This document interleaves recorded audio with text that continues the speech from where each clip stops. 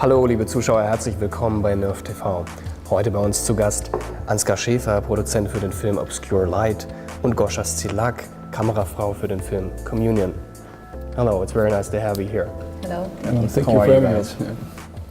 Pleasure is all mine. What are your first impressions of the festival so far? Ladies first. I'm very excited. It's really very cool place and people are so lovely and yeah. That's nice to hear. For us it's the third time that we're here. So we've shown the previous films. I think we came first in 2007 and we really love to come back and looking forward to come back with our next film as well. So it's special. It's a small festival, but everybody knows it's a small festival. But the small festivals have many positive factors big festivals never have.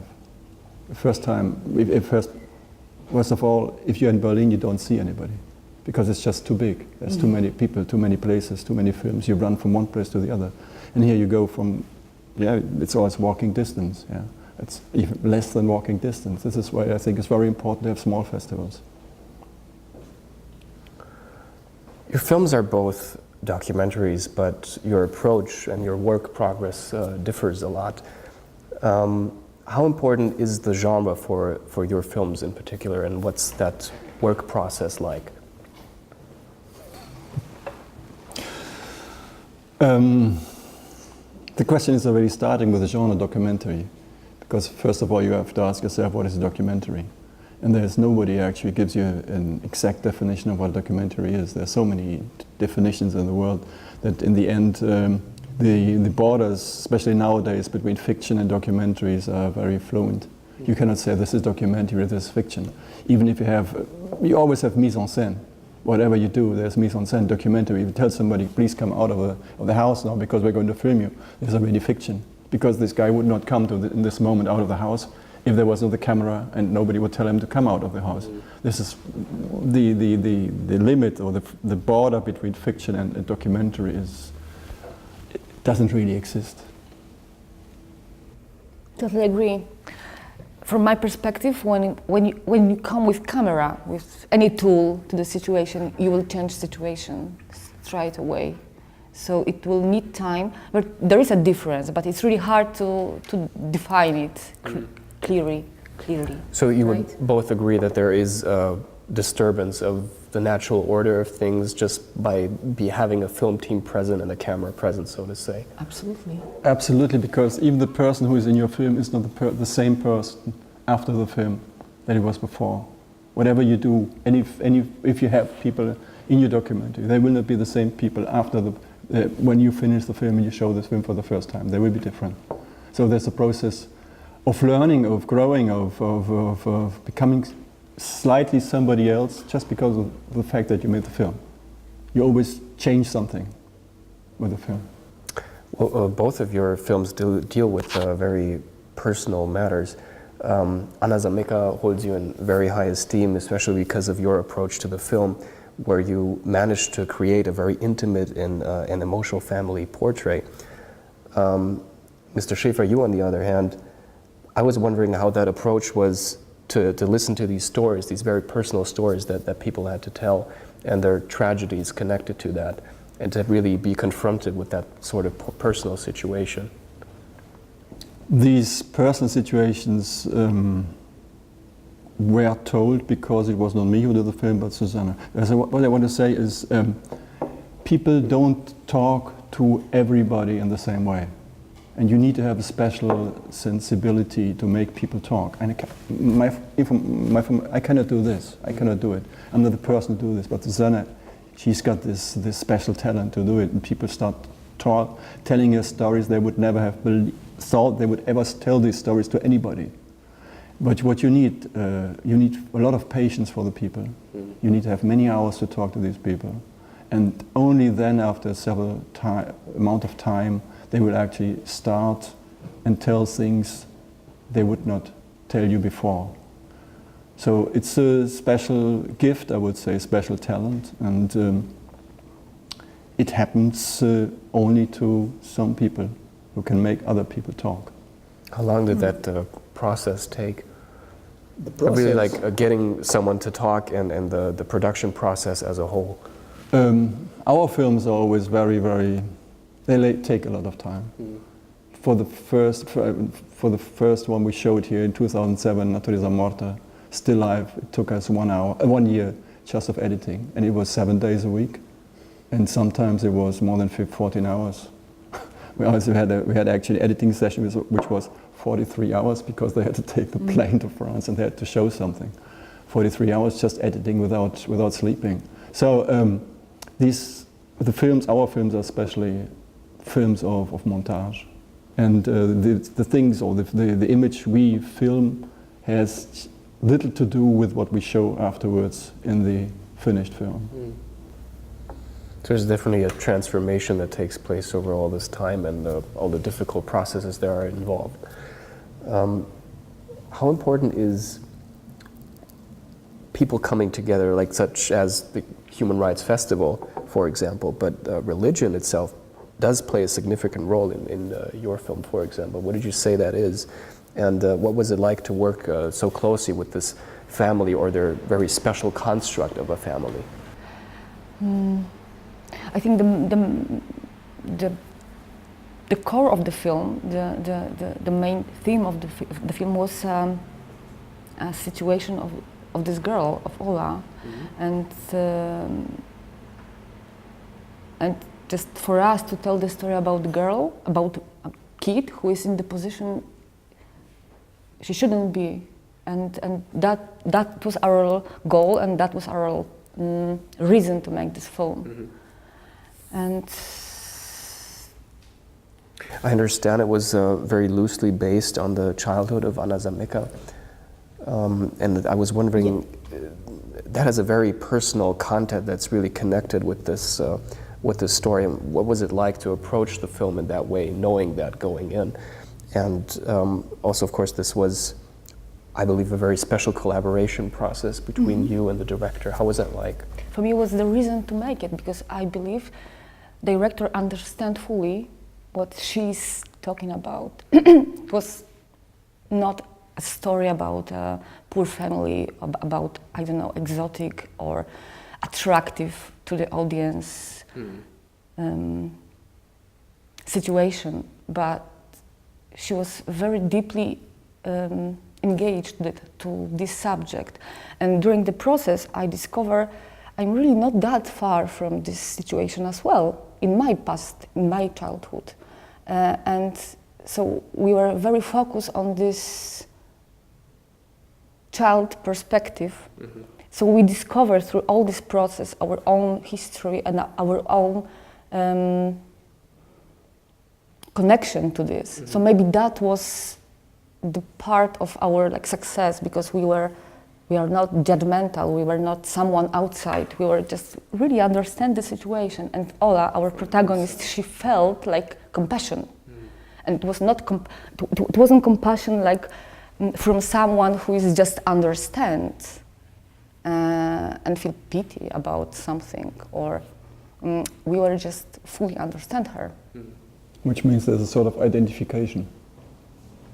This compassion goes beyond the compassion. Kind of. You actually almost go into the, assimilate almost the It's not personality. Like, So for me it was very interesting how it works when you, as what you said, how can we make them talk and be open? How can we make them share what they Yes, have with and us? I think for us, for personally from me, it was through vulnerability. It's like from my shyness and my openness. Did you tell your own stories to Ola, for example? Not in the beginning. We would just, we just get along, and it was a very long process, almost 2 years. So yeah, she knows. We share our story. Yeah. Ola has an autistic brother, and there's something that he says repeatedly throughout the film, almost like in a mantra sense. Reality becomes fiction. I think we already touched upon the subject briefly when we talked about documentation and the process that goes along with that. So having the film crew present, there is always a sort of interference that's going on. And I was wondering what that process is like regarding as a whole, or whether specific scenes where you were really had to come up with certain ways of placing people here and there and to really create a natural sense, but in a more artificial means. Of course, we crafted some parts of the film, which means we, for example, Anna proposed them to have this first communion. That was her idea, but that was just a trigger for them, just to have this situation, to be in this situation, and all of this situation afterwards just happened because of that. But some scene we have repeated, just because they weren't good enough, just they didn't have like exact energy. But all dialogues and all interaction between them, it was fully real and just happened. And it was, for example, this scene when she's teaching him for exams. We tried 4 times to shoot it, but only the very last day, just the day, few hours before exam, it was just working because she was very stressed and she was like, she knows that's the only time she could help him. So she was on a very tight schedule to actually make that happen. Yeah. So of course it wasn't just filming situation. We were just very present and very focused, and we knew what we are trying to achieve and get. And what I like to think they help us to tell the story. So we were working together on the story, and it just taking came parts up. In their life, Yeah. So the process was more and more intensive when it comes to end our shooting days. So we more or less knew what the story is, and so yeah. So the boundaries, I think, are very blurry when it comes to documentaries and fictional film. But how would you, do you think it's possible to really have that content and present it in a fictional film? It goes for both of you. No. What we do is impossible to do in fiction, actually. I must say, in my opinion, documentary is so much superior to fiction because there is nothing more dramatic than real life. And I have big difficulties when fiction tries to recreate things like concentration camps and prisoners in concentration camps, such extreme stories nobody can ever imagine how it is. And they pretend that this is real. I've got really difficulties with this. So for me, I think documentaries, in my opinion, it's superior genre than fiction. So fiction can be as truthful as possible to the original thing, but it would never quite approach that. Would you say that? Can not even be as truthful as possible. It's just fiction pretends. Documentary pretends as well, but at least you don't have to imagine. How can you? There are things you cannot imagine, and even pretending that you imagine to do it, I think this is already basically a shame, actually. Yeah. Sorry. I have really different opinion. Okay, That's interesting. That's good. Yeah. Yeah. Please. I believe in just fiction could be very close or even beyond, like.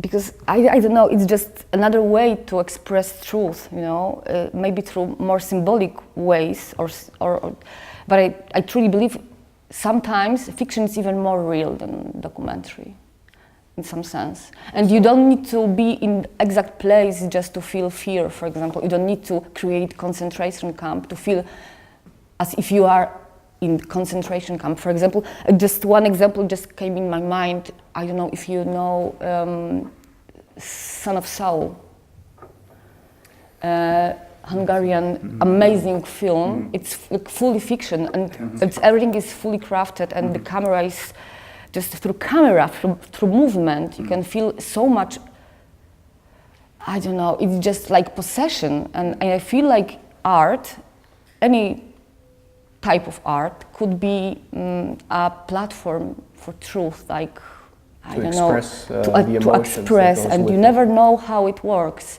but it's working sometimes. That's the artistic sensibility, the sensibility of the artist. Can you take us as much further than you?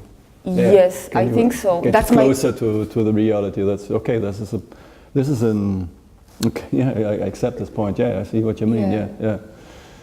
What about any future productions that you have lined up? Is there anything you would like to share? Any new projects? I'm working on fiction now. Okay. I have,